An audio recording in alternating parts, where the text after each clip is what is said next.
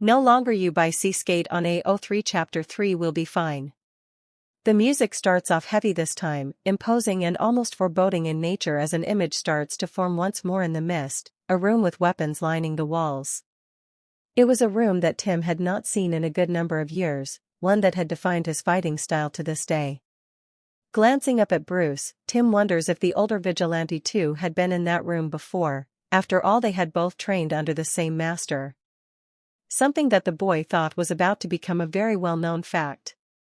"Tell me, Lady Shiva, why you came to my aid?" The room went silent for a moment, the music stopping altogether in the wake of the words that the mist version of Tim had just sung as he walked into view within the room. It was as if the music itself knew that this was a moment needed for silence before all hell broke out. "When were you trained by Lady Shiva, Timmy?" Dick asks, sounding a lot older than he did a moment before, a lot more strained too. Tim lets his brows pinch in perceived confusion, his head tilting to the side like the birds that most of them have held the name of. "When I was in Paris the first time around," he says, his voice soft like a small child that doesn't know why they're being scolded for doing something that they had thought was allowed, or in this case like a vigilante being called out for something that they had thought common knowledge a long time ago. It wasn't, of course, Tim knew that well enough, but manipulating them into thinking that they had all simply forgotten about this fact would be so much easier than having to explain it all. "I thought that everyone knew this," Tim continues, ignoring the way that his team was likely fighting for control at seeing him lie to the bats right in front of them. Tim watched as Jason and Damien looked to one another, as if asking the other if this was something that they had been made informed upon when being taught about the third Robin, each of them coming up short. Dick's own expression was something painful, as it almost always was when the topic of being trained by assassins came up, with his own history with the Court of Owls being what it was. He likely didn't like having the knowledge that another one of his siblings was trained by one, or maybe he didn't like not having known sooner. Bruce's reaction was one of two that he was waiting for, the reasons similar but different enough that he could distinguish the anxiety there. "Shiva," the man says the name like a full sentence, for the bats it was. "She saw me fight and offered to teach me," Tim explains, saying the words as if this were a conversation that they'd already had before. "To kill?" Bruce asks, thinking about the events that had almost unfolded not too long ago. "How to use a bow staff," Tim says irritably. This was the sort of conversation that he had been hoping to avoid by acting as if this were a fact that everyone was already supposed to know. "I told you that she was the one who had taught me." "Liar." "Damn it, Cass," Tim curses as he looks at his sister, finding something complicated in her gaze that drains out any of the anger that was there. "I'm not sorry for having trained with her. I'm not sorry for a lot of the things that are going to be shown here." "I know," she says, because she would have known had Tim never said the words aloud. Not mad. Tim wouldn't have even denied it if asked, the way that he relaxed upon those words. That small assurance. "So you lied to me?" Bruce asks as he looks at his son, at the boy that had been so bright in all the images that they had seen and yet lacked all of that now. Had lacked it for some time now. Tim sighs, low and heavy. "Only about you already having known," the teen vigilante admits. "She really did only teach me how to use a bow staff back then. Was even disappointed with my choice because of just how non-lethal it was." Bruce only hums. "Look, B," the boy starts, his voice taking on that edge again that it had taken with Hood when the man had attempted to apologize. "I'm the Robin that hides things and lies to you successfully. If you're going to get pissed every time that you are shown something that you don't like during this, then we're likely going to be here for a long time." "That many things, Timmy?" Jason asks, catching a good deal of the room off guard, though none of them showed it other than the non-bats. Something that the other three were envious of just as much as they hated it when it was Tim using that particular trait on them. "Look, Jason," Tim says slowly, with no lack of suspicion at the small turn in treatment from the other bat, "I've done, and might do, some things that will make you look like a little kid playing in a sandbox compared to me." If those words themselves hadn't sent a shiver down most spines in the room, then the dark look in the teen's eyes did. "So, let's just watch, alright?" Many wanted to press, but they knew that answers were coming anyway and stayed quiet, looking back at the mist as Lady Shiva walked into frame wearing casual clothing that so few ever thought that they would see the woman in. "I knew someone before, and she was a lot like you," the woman sang as she walked further into frame, walking closer to the mist version of a young Tim, the boy that was still wearing the original Robin colors back then because he hadn't faced the same pain that the one within the conjured room with them now had. Those in the room watched as she laid her hand on the mist Tim's shoulder, light and almost parental in nature as she guided him further into the room along with her, approaching the weapons that were lined on the wall. Cass watched it all carefully, her breath hitching at her mother's words. A glance at the Tim that she knew now was all that the bat needed to know that her mother was talking about her of all people, the daughter that she had abandoned. The teen looked at her in a manner that was much softer than what he spared most bats these days, though the pair of them had always been a bit closer than either of them truly were with the others these days, long before that day in the Paris catacombs.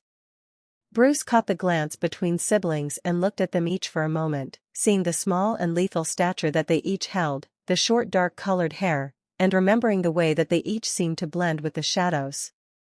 There had been plenty of times before his time within the time stream, back when Tim still lived in the manor and Cass would find her way there as well, that he would walk into a room and have to hesitate for a moment before calling out a name of the child before him. If Dick and Jason could often be mistaken for one another with their statures at just a glance, then Tim and Cass were much the same in that regard. He could understand where his teacher had seen such a similarity. He didn't like the fact that this was apparently a similarity that stretched far beyond looks, but into skills as well. Ones that he had never known his son to have, even though his daughter displayed them with the pride of someone reclaiming something for their own. "I sent her to fight through war, but she had her demons too. And then we grew apart." Then her light went silent. The pair walk up the weapons lined on the wall, hands trailing across each of them. Everyone within the room already knew what the boy in the mist would choose. The weapon was the same as the one that he had used back in the fight and almost everyone before then. And yet watching, they could see that there had been so many other options that he could have gone with, each their own form of lethal. Fingers trailed over throwing blades with the careful precision of someone that would one day come to learn how to use them during his own journey, gliding over guns as if some spirit were whispering in his ear to take one. Yet it was a staff that he had chosen, the least lethal out of them all. "Why a bow staff?" Steph asked, looking into the mist, at the way that the boy within it held the weapon as if it belonged in his hands, even as the assassin seemed to be attempting to take it from him, as if to encourage him to pick anything else. Tim shrugged, the reasoning that he had given then still clear in his mind now. "I didn't want anything lethal," he explains. He doesn't say that even by that point Bruce had already seemed to have decided that the pair of them were much too alike for his own good, and thus his no-kill rule weighed heavier on them each before, especially after the man himself had almost broken it before. That dancing with the one line that Batman refused to cross was the reason that Tim was here at all. He wondered how many within the room could read between the lines and see such reasoning anyways. "And so, I thought, maybe, if I made a different call." The mist version of Lady Shiva seemed to have given into younger Tim's stubbornness, almost seeming to find it endearing, if not at least impressive for the boy to have with someone of the likes of her. "Maybe, if I hadn't missed it all. Maybe, she'd be fine." Lady Shiva seemed to look a bit off to the side then, a young child just a bit taller and older than Tim appearing at the boy's side for all but the Tim in the mist to see. A hand was wrapped around the young girl's throat as she tried to speak but no words were coming out, a large hand tied on her shoulder that was pulling her away into darkness. Those that had not pieced together the implications of her words before did now. "Kane?" Damien asked, his voice harsh and disbelieving. Lady Shiva looked at Drake and saw Kane in him. The young boy looked between the two siblings, both in the mist and before him, as if hoping for some sort of answer to be given to him. "I can see it," Duke says, glancing between them as well. "Physically, both then and now, it's kinda easy to mistake one for another dash." "Gee, thanks," Tim snarks, though there wasn't any malice in the teen's voice. He held no grievance with the other boy after all. But they also both give off a similar feeling, more so now than back then in Tim's case. The teen continues over the interruption. Feeling? Dick asked, leaning forwards to look at the daytime vigilante, the latest addition to their ever-growing family of bats and birds. The teen shrugs, clearly uncomfortable as he looks away from his siblings and their perceptive gazes. Like light cannot touch them even though it tries. They weren't the only ones that felt like that to the boy. Jason and Damien did as well, though each of theirs continued to recede with time as they gave less into violence and began to act more like how was expected of the bats and less like the assassins that they were. Bruce did as well, much in the same manner as Cass if Duke were to compare it to anyone. Each of them seemed to draw the darkness around them like clothing that they could shed when they wanted to be known and not sneak up on another with 2 silent steps. Tim, however, drowned it, and only continued to do so more and more as time went on. He doesn't say that though. Nor does he mention that Lady Shiva felt much the same to him as both Tim and Cass, as if she could melt into the shadows and never be found again if she did not wish it. Bruce looked between his children with concern and suspicion at what this could mean, but kept silent for now, knowing that Tim would only shut down should he press for answers after being told not to. If Tim did not want to talk, then no one could make the boy do so. The rest of those in the room followed the bat's example and kept quiet as well, though Cass didn't miss the manner in which Con seemed to hold her little brother a bit tighter at those words, likely knowing more than the rest of them just how the boy attained those shadows of his. Maybe, we'd unwind. Maybe, if I help another soul. Lady Shiva rested her hand on the young Tim's shoulder once more, the touch much like Bruce's with any of them during training. Maybe, if I helped you reach your goal.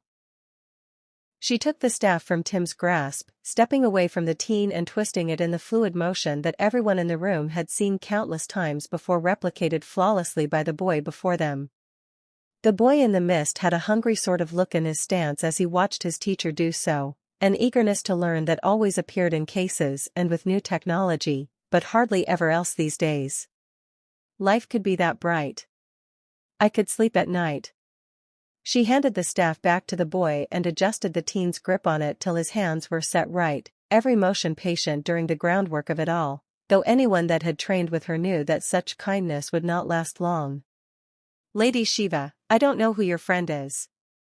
I don't know what she's like, but my time with you has been splendid. Splendid, boyfriend wonder? Step asked as she looked at the older version at her friend. Really? She had heard things about the legendary fighter from Cass, and though she seemed much kinder at this moment than in those stories, Step still doubted that anything to do with that woman could be good, let alone splendid. Gotta agree with Blondie here, Red, Jason says as he looks between the two. Any time with Lady Shiva isn't exactly a good one at the end of it all.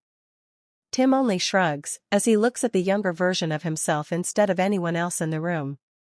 I had been working to bring down King Snake at the time and she had seen me fighting and offered her help, he explains, this time holding a bit more detail than before.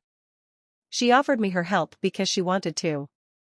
Not because I had shown up and refused to leave, and not out of the obligation of blood either.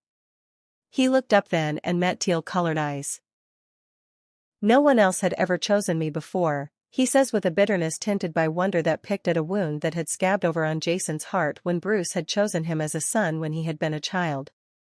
So, yeah. Splendid. And God, no one other than those already sitting with Tim truly knew what to do with that information. With the idea that a killer had been the first to look at the boy and want him for him alone, that this was something that Tim had long accepted.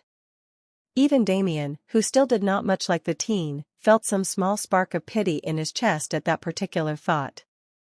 It wasn't like the information that he had been given at all. Dick looked at Tim, his little brother with whom he wasn't sure he had actually tried to be one to by this point back then, the anger he'd had with Bruce keeping him from Gotham for such a long time. He wondered if the teen would have spoken so lightly with him as he did Lady Shiva if he had made the effort back then. The teen in question saw the pain in the gazes and chuckled darkly.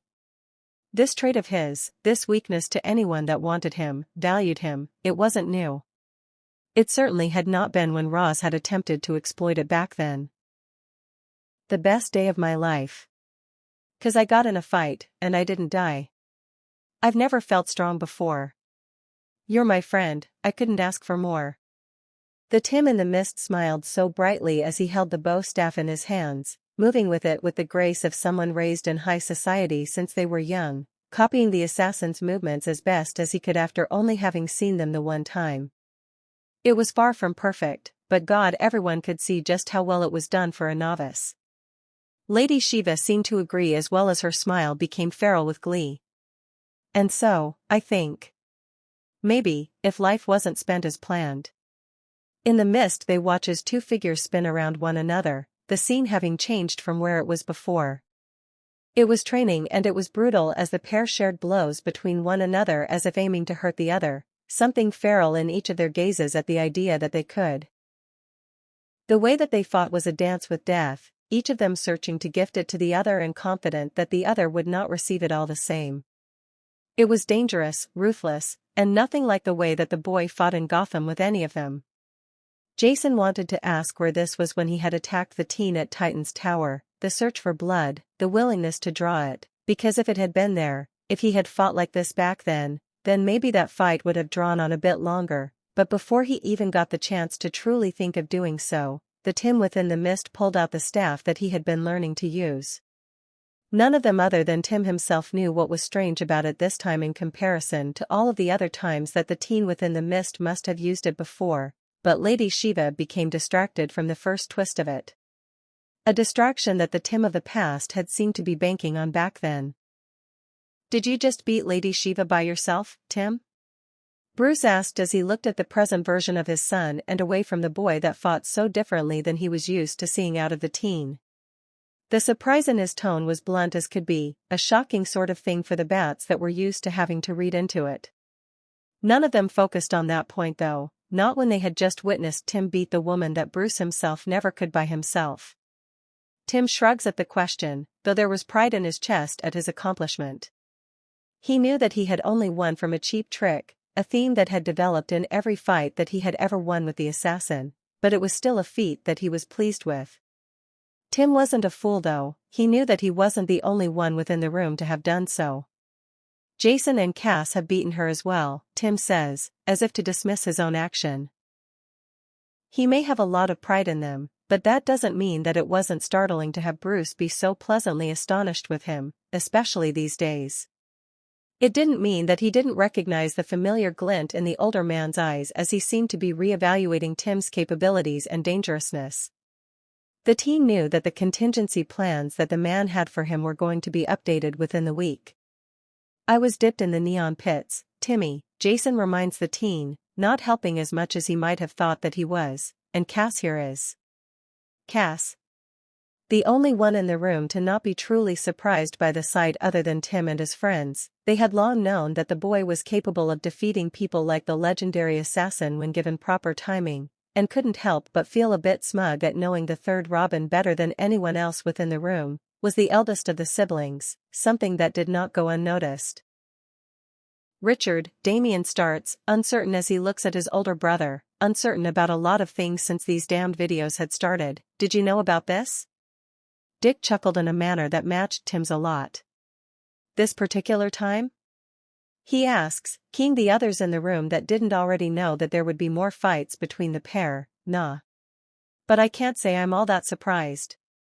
"This time?" Steph asks, looking at the blue-clad hero before glancing at the boy that she had thought that she had known before all this, though maybe that was a lie too, she hadn't truly thought that she had known him for a long time. Not since she came back and found him so much colder than before, and not just because she had faked her death. "There's more?" "Just watch," the man says with a tiredness that showed his age, something that Dick hardly ever let slip when he was around his siblings if he could help it. The last time that he had been so drawn he had been wearing the cowl. Steph scowled but turned back to the mist. "Maybe, it's time that you lend a hand. I don't think she'll mind. If not her friend then mine." The scene shifts again, this time showing Tim practicing by himself, batarangs in his hands rather than a staff. There was a target dummy before the boy in the mist, one that soon became littered with bats as Tim aimed for spots much too lethal for what both Tim in the mist, and Lady Shiva, who was watching from the doorway, knew that Batman would tolerate from the boy. It was a sight that they both knew that he would frown upon, as Tim flung another odd-shaped blade, embedding itself into where the dummy's eye would have, another following to its throat. Bruce did indeed frown at the sight, something that Tim didn't miss no matter how minute the change. He didn't miss the manner in which Jason reached up to his own throat at the sight. The teen now thought that he knew where the scar on the man's throat that mirrored his own had come from. Maybe, to fall is to learn one way. The scene shifts to night this time, out in a courtyard of sorts.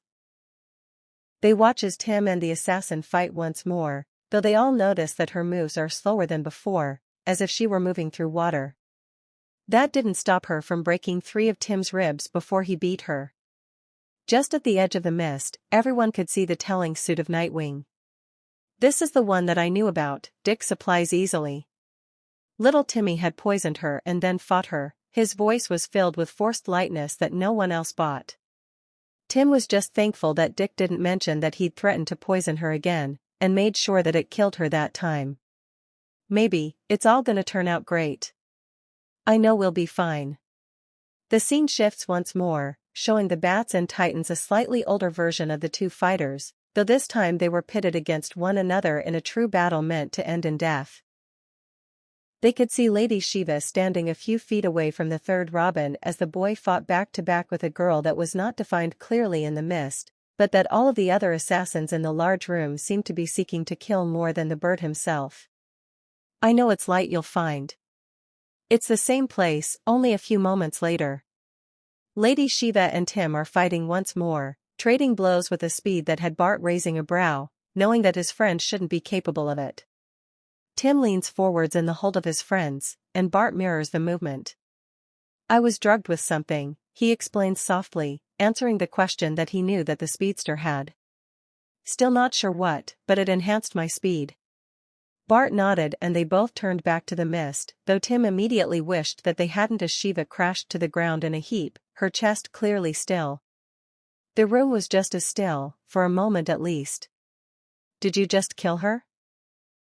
Duke asks, looking at the other teen and feeling something akin to horror creeping up his spine, a bone-deep fear.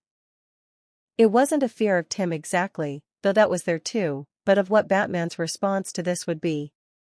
For a moment or two, Tim says, his voice deceptively calm, as if he felt nothing of it, though that couldn't be farther from the truth.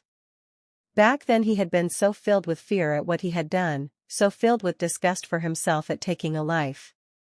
Everyone had always known that he could do so, and yet there he had done it. That fear was there once more, though much like Duke's it wasn't of himself or the actions that he had done. Tim turned to Bruce. Almost every head in the room did, as if he were the sun and they were all flowers caught in its harsh heat, and when he did so, he found that he didn't want to hear the damnation that he was sure that the other wanted to speak. The speech was a familiar one after all. "You don't have any room to talk on this, B," the teen said before the elder vigilante could speak, something that made the air in the room feel thin. Tim wasn't known for speaking to Bruce like that, especially not on things like this. The man looked angered, but Tim pressed. "Not when I was drugged out of my mind and killed her by accident, immediately reviving her after, and you have bloodied your own hands before purposefully and Superman had to undo it." The man started, his expression warring with itself in much the same manner as most of the people in the rooms was. This was not something that others knew, just like many didn't know that Dick had killed the same man as Bruce had, and Bruce had to be the one to revive the scumbag then. Nothing about this situation was normal. "Save it, old man," Tim cut in once more. "I already know the speech, and you're much better saving it for later." The music started back up, as if it knew that a fight would break out if not. "You're a good kid." The words are not spoken or sung, but there is something like pride in the elder assassin's gaze as she looks up at the boy standing above her. There always was when she was beaten by him, hiding there beneath the anger that clung to her at having been beaten at all, by a child no less. "Thanks." The Tim that looks down at his former master is already a much colder one than the one at the beginning of the song, but there is a shared pride in his eyes that shined in his teacher's. "Gotta say," Khan said into the tense air, uncaring of the heaviness of it, Tim was much more theirs than he was the bat's right now. I've always loved watching you fight like that, Rob. Yeah, Cassie agrees, her morals aligning much more with her mentors than those like Batman or Superman. She is an Amazonian after all. I always love seeing you go all out. All ruthless, Bart continues. The three of them, they all knew that this reassurance was something that their Robin needed. A reminder that he wasn't a monster for dancing with the line that he wasn't supposed to cross, even if it was a dangerous thing to do. A reminder that they wouldn't let him dance too far from that line either, that he shifts from a bird to a pistol-clad bat. Tim knows exactly what they're doing and goes along with it easily enough, turning to the super. Maybe we should spar more often then, Con, he suggested, something dangerous and bright in his eyes. And gods, Con knew that this look meant that he'd end up flat on his back with either a red sunlight or a piece of kryptonite too close for comfort, as Tim used the easier of his contingencies to beat him embarrassingly fast, but that look in his eyes was just enough that he found himself agreeing. What can he say? Both his fathers were insane and he was nothing if not their son. Gross, Bart mumbled, too low for anyone not with enhanced hearing to understand. So you hold back in Gotham? Jason asked once he was sure that whatever that was over. Tim didn't look overly bothered by the question. You fight like a bat when you're in the territory of them, he says in explanation, as everyone trained by assassins instantly understands. There were certain skills that one could not use in their city. Jason had bloody magic swords after all that attested to that, and fighting like a bat was a given if you didn't want to broadcast that you were trained by assassins to anyone with eyes. Fair enough, the crime lord agrees. B? Dick says softly as the pair were talking to one another. You okay? He knows that his father is not, knows that this video, only the second one at that, was likely confirming some dark fears that he had sought to ignore about their Red Robin, the information, habits, and coldness that they had all sought to ignore when the teen interacted with them, because at least he was doing that. Getting Tim to be one of them these days felt a lot like it had when they were trying to pull Jason back in during the time that he had just come back and begun to settle a bit, though with a lot less, visible, bloodshed. He knew that Bruce felt it too. They had both thought that it was something to do with the teen's time away, and Dick still thought that this was a big part of it, but it seemed that there was more to it than that, years more to it. I thought he was the easy one, Bruce admits, and says nothing else. Dick understood what he meant though. They had all thought him the least problematic Robin. He didn't carry the trauma of dead parents, at least not when he started, and a need for revenge. He wasn't from the streets, nor was he the child of a villain, or a former assassin. By all accounts he should have been the most normal of them all. Dick supposed it was easy to hide the insanity within you when no one was looking for it. Damien sat in his spot between his two brothers and looked at the boy that he had thought wasn't truly one of them. He had been right in some regards to this, it seemed, though the reasons were not what he had expected. He had thought the boy weak, but if he could consistently beat such a fighter as Lady Shiva, Damien didn't know what to think anymore. He truly didn't, not with the story of how the boy had joined the family, or with the lies that he told. It felt as if Timothy Drake was so many people wrapped into one that Damien may never get to the core of it, not like how the friends that the boy held seemed to have done so. Damien had never thought Drake similar to Todd and Kane out of everyone in their twisted family, and yet it seemed that he was in more aspects than father liked, and his friends didn't even bat an eye at it. The child assassin willfully ignored the fact that he had thought of the boy as family in his own musings of the current events. The next video will start in a moment.